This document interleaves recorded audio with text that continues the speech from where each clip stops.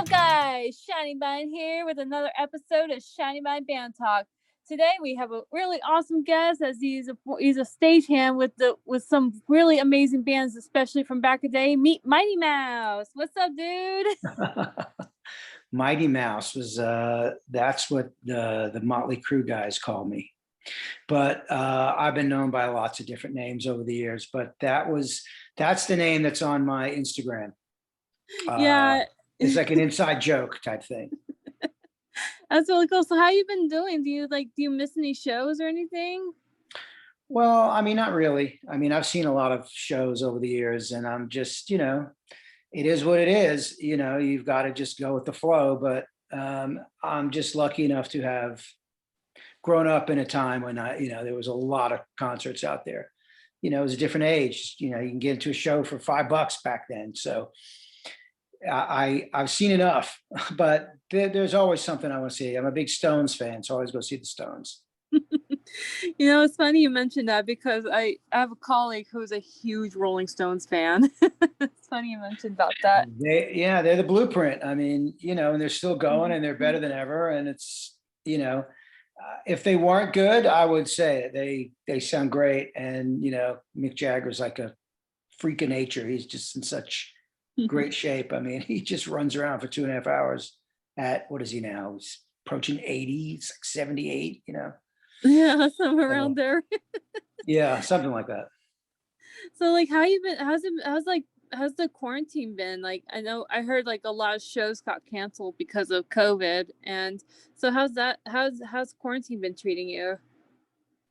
Well, I mean, it was what it was last year. I mean, I look at it as it's a new year, and hopefully people are smarter and wiser and more aware of what's going on in the world. And you've got to go about your life. You've got to do what you've got to do. I mean, so I'm out and about. I mean, there's no shows to go see, but I wouldn't be going to see too many anyway. But Yeah. yeah, I mean, I don't think concerts will ever get back to what they were. I don't know if you'll ever see, 80,000 people in a stadium to see the Rolling Stones. I don't know if you'll ever see that again. But it could be. I mean, who knows? It's just going to take time. Patience is the key word. Yeah, definitely have my ticket for the Molly Cruise show. So hoping this is still on. Yeah, I mean, who knows? I mean, it's very interesting what's going to happen. I mean, if all of a sudden you have to pass requirements to get into a concert. Yeah, I mean, from what I've heard on the news, I guess like they said either negative. I guess like for at least the stadium that's in my hometown, either like have a negative COVID test or you have to be fully vaccinated. I think they're setting the rules now, at least here in California. Yeah, I mean, it's going to differ state to state, really. So, some states are more open than others. So it's going to be interesting, but either way, it's going to cut the audience down. There's if you've got to produce a vaccine or proof of vaccine or negative COVID test, there's going to be people that are going to be like, I'm not dealing with that, and not going to go to a show. So this is why I'm saying I don't know if you'll ever see 80,000 people in the stadium again to see a show. Mm-hmm. If there were, they'd all have to be on the same page and be vaccinated. What are the odds of that? Rock and roll is a very, I mean, what's left of rock and roll is a very loose blue collar kind of thing. It's like people are, I don't know. It's just the term rock and roll. It's like, what does that mean anymore? It doesn't mean to me. It evokes nostalgia because it's kind of gone, really. Not to say music isn't good anymore. There's some good music out there, but rock and roll is like, it's like saying classical music now. It's like an ancient term. So tell us a little bit how you got your start as like a stagehand. How did you like get into the business? Well, I wasn't really a stagehand, but I started out as a nightclub disc jockey in the late 70s into the early mid 80s. And through doing that, I met a lot of people in the music business. And then I started working for some record distributors and some small record labels. And then I just kept meeting people and connecting and hanging out. And, before you know it, one thing leads to another. And that's just how it started. But it all became about because I wanted to be a DJ. And that was my quest, was to be a DJ in a nightclub. And when nightclubs would, they're in those days, from where I grew up in New York and Long Island, there's nightclubs that would hold 3,000 people, and they'd be packed on a Tuesday night. You know what I mean? Because the drinking age was 18. So it was just different times. So it really meant something to be a club DJ back then. It was like a big entree or a stepping stone to get other places, which is what it did for me. I mean, that's the only thing I set out to do, was to be a club DJ.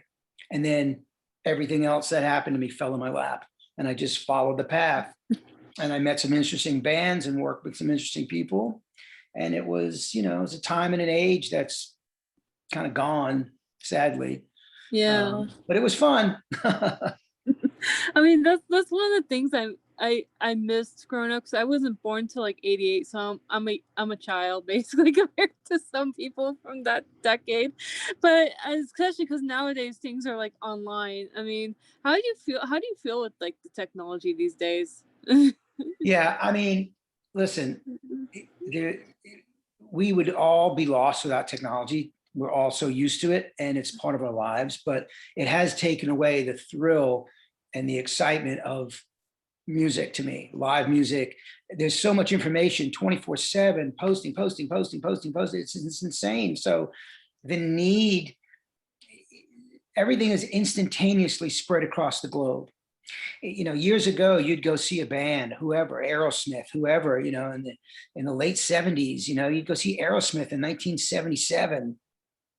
And what they wore on stage, you couldn't buy that anywhere. You know what I mean? It was like you'd have to wait till the new, Cream magazine came out to see a new picture of what a band looked like. So the costume, the stage clothes and everything you couldn't go to Hot Topic and buy it. Now if somebody's wearing something, a celebrity or a musician or an artist, within, 24 hours, it's in the mall. You know what I mean? It's just how it is. It's because everything's so instantaneous. Whereas finding out about music or bands was much more of a journey and a path. And it was just, you had to work it, man. It was like, it wasn't so easy. So I think that's taken a lot away, oversaturation. It's just, but there's no turning back the hands of time.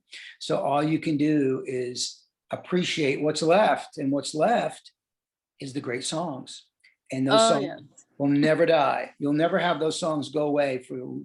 They'll always be there. So if you want to relive 1984, you put on a song, man, from that era, and you're kind of back in the groove. That's the beauty of the whole thing. What's left is the songs. Like, how did it feel to you when you were living the moment? Was because I know like Nikki Sixx. I remember he mentioned on Twitter about wanting people to live be in that moment instead of taking snap pictures or selfies while the show. So how did you feel when you first got into the business and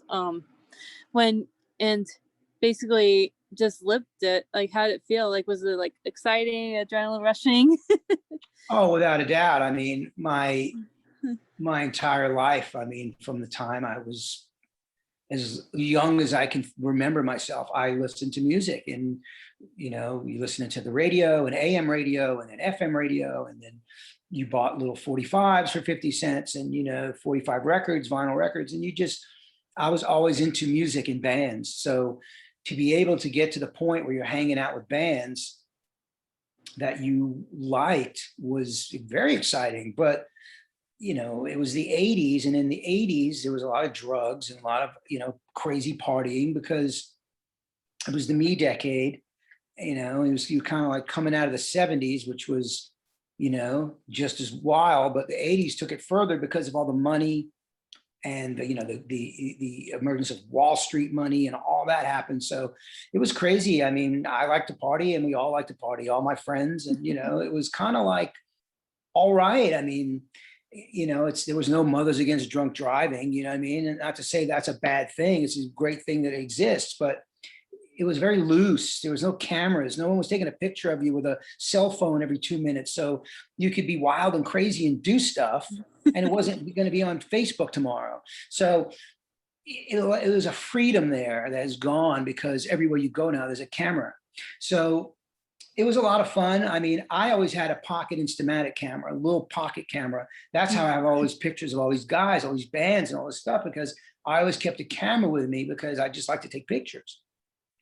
So, but you would never have seen it, if social media didn't exist, you would not see those pictures. They'd be sitting here at my house in a box. So that's the thing is, I happen to have pictures when there weren't a lot. That's really cool. I mean, one of these days you should definitely show me some, like, privately or whatnot. It's like, yeah, post them on the Instagram. I mean, there's a lot that I can't post because I don't want to embarrass people or whatever. I mean, there's if I wanted to, I won't go there. But I have a lot of photos, and I post a lot of them. A lot of them are in my book. So it was a special time. I'm just really lucky to have grown up in that era. Yeah. I mean, so, like, how was it with Motley Crue? I remember you worked, like, you mentioned that you worked with Motley Crue. How was that? I bet it was really a wild ride. Well, I didn't work for them, but I met them because I was very friendly with the guy at the record company. So when they signed their record deal with Elektra, I had met them briefly, and then on Shout at the Devil, when they came around with Ozzy, I just had the connection to the band through the record company. So once I met them, we got tight. I mean, we would go see them. Me and my friend Bruno would go see them all over New York. So if you live in New York, there's so many shows you can drive to that are 2 hours, 3 hours. New Jersey, Baltimore, Washington, New Haven, Connecticut. You can go to all these places easily in a car. So we would go see the band, and get tickets and passes from the record company, and just go backstage and party with those guys. They were the craziest. I mean, I've been around a lot of craziness, and those guys, I say Nicky and Tommy were the crazy ones. Mick Mars was kind of like, he wasn't a big drug guy. He drank, but he was kind of like to himself. So and Vince was never around because he was always chasing girls. So it was Nicky and Tommy that wanted to get nuts and party and do drugs and go crazy. And it was very fun. It wasn't like a dark thing at the time. Shout at the Devil wasn't dark yet. It got darker later when Nicky got into heroin and all that. I mean, I was kind of out of it I didn't even see them at that point. I mean, I really hung out with those guys for Shout at the Devil and Theater of Pain, those two records. And then I kind of lost touch, but they were a lot of fun, and they were really nice and very nice to us. And, I mean, we came bearing party favors, but they were always really nice guys, because there were a lot of guys back around then that were just not nice, musicians or rock stars, whatever you want to call them. But those guys were great. Like, what was your favorite moment that you ever had with a band? Like, do you ever that you ever spend time with a band? Like, what was your favorite moment? Like, what was your most favorite moment that you ever had? That's an interesting question. I mean, on one hand, I would have to say probably hanging out with the Motley guys. That was a crazy time, and it was a lot of fun. And then on the other end, I've had the great pleasure to hang out and meet many times with Keith Richards and the Rolling Stones. So that was probably my greatest.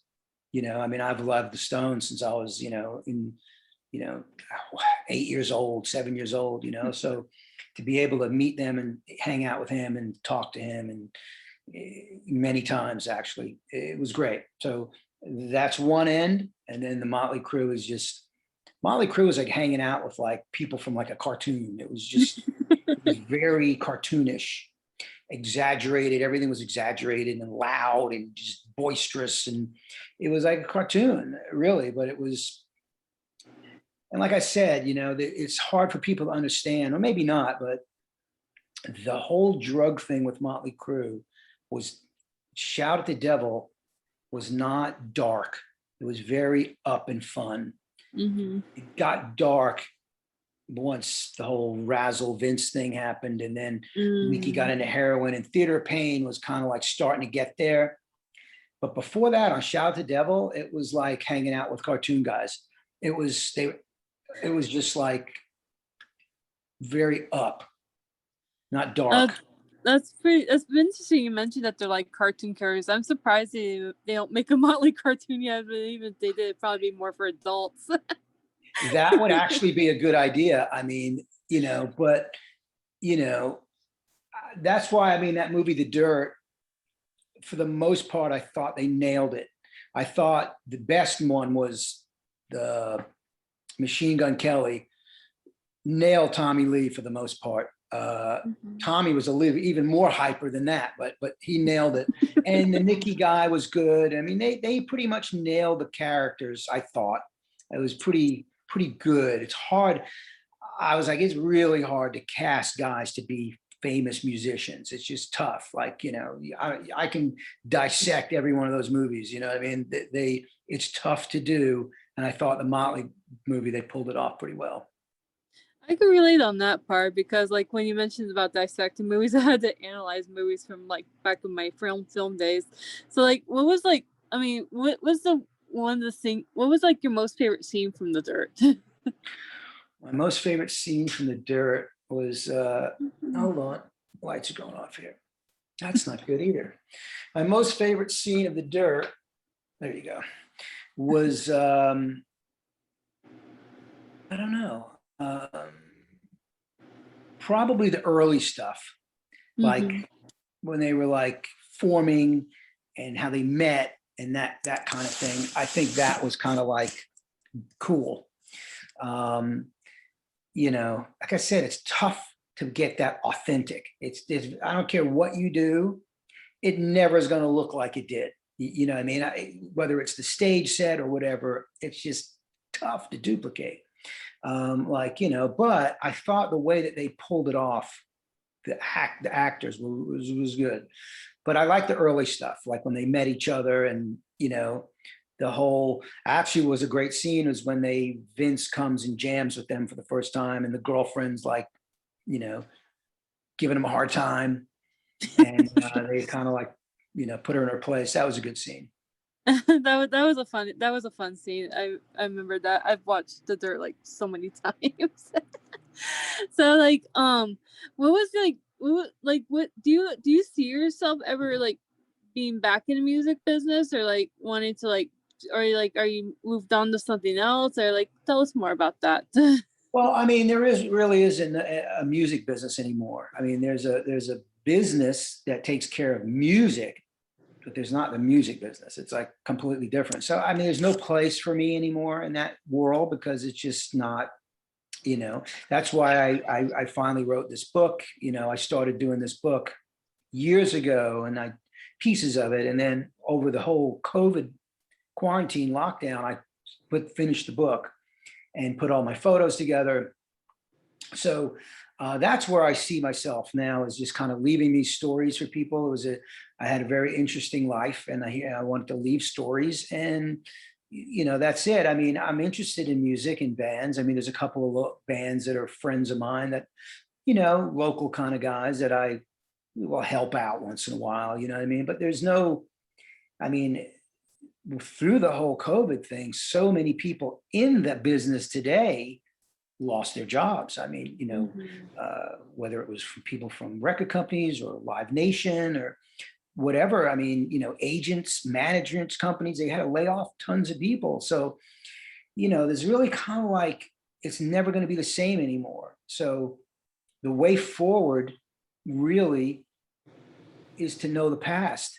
I mean, if you can mine the past, the 60s, the 70s, the 80s, the 90s, even the 2000s, prior to, I wouldn't even say the internet, but prior to social media, that changed the whole game. So, there's a reason why, you hear old songs. You're watching a baseball game and they go to a commercial and they play, the beginning of Welcome to the Jungle or something. I mean, there's a reason, because that music will never die.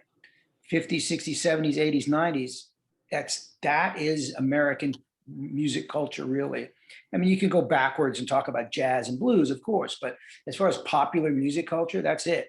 50s, 60s, 70s, 80s, 90s. So it's 5 decades, 50 years of great music. So like going back to your book, like, can you tell us more about your book? Is it like, because I'm quite interested, like when you mentioned that you were writing a book, like, are you planning on publishing it, or what Yeah, I mean, I'm working on trying to get it published right now.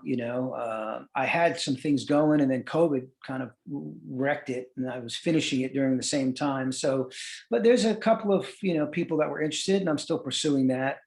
It's a story about my life in music. I mean, I started out as a fan and worked my way up through the business.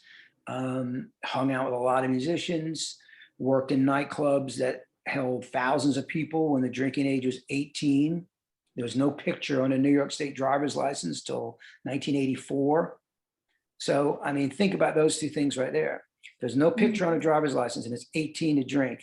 So you were out drinking if you were 16 with a fake ID. That's just, and no one cared. So it's about that whole period of time that's gone. The drinking age changing, all the musicians and bands and people I grew up with. One of my best friends, who I grew up with from a teenager, and we saw a lot of shows together, including Motley Crue, is my friend Bruno Ravel, who's formed Danger Danger and the Defiance, and the drummer of that band, Steve West. We all kind of grew up together on Long Island in New York. Kelly Nichols, who ended up in LA Guns, was a roadie for Bruno and Steve's cover band back in the 80s. So it's about that group of people and how I came up and where we all went and who went here and who went there and how I ended up. It's a time capsule about my life in music versus a fan, and then working, and all my friends who were into music, where they went. It's an interesting story. I mean, it's never going to happen again. So it's just a piece of history that I would like to leave behind. That's definitely like, it's all about networking. It's always good to network, especially if you're trying to get your foot in the door in the business. I mean, like, yeah. So basically, like, what advice would you give to like someone who's like determined to get into the music business or like the film or media business? Like, what advice would you offer? You've got to be really driven, and you've got to be really dedicated, and you've got to be prepared to work for nothing and very little and bust your butt and go 125% every day and just do it because you love it. If you do it because you love it, I really feel, with the right intention, coming from a positive place, if you have the right intention and the right drive and focus, you'll get somewhere. But it's not an easy road. You have to sacrifice. But yeah, I mean, I feel in life anything's attainable if you really want it and you really focus on it, and you're not so much concerned about how much I'm getting paid. If I was worried about what I was getting paid, 98% of the stuff I did, I wouldn't have done. There's better money to be made being selling real estate. You know what I mean? But that's not something I wanted to do. So you have to be able to be prepared to sacrifice and not worry about how much money you make. It'll all, if you really want it and go after it, the pure joy you'll get from it, universe will take care of you, man. You'll get by, but you have to want it. Wise words spoken. I mean, guys, if you're out there, if you listen to this guy, he has some wise words. You definitely have to have that drive if you're planning on getting your foot in the door. I mean, it may take months, years, or so on, but yeah, you just got to go for it. Because if you do it because you love it, it'll never seem like work anyway. But it's tough. I mean, you just have to the being happy to me is more important than making money. You can always make money. You can always get a job somewhere, but try to be happy. And if you're happy and then you end up making money from being happy because you're making money from something you enjoy doing, you're blessed. Oh yeah, definitely. It's all about your passion, and like it shouldn't be nowadays. Like people try to do it to make profits. Like people, that's not how you go. It's just about profit. I mean, anyways, like thank you so much for those words, and it's been a pleasure talking with you. I mean, guys, if you can, please give this guy please give Mighty Mouse a follow on Instagram at 1985 Road Dog. He has some amazing pictures on there like that he's wanting to share. So give him a follow, give him a shout out, give him some love.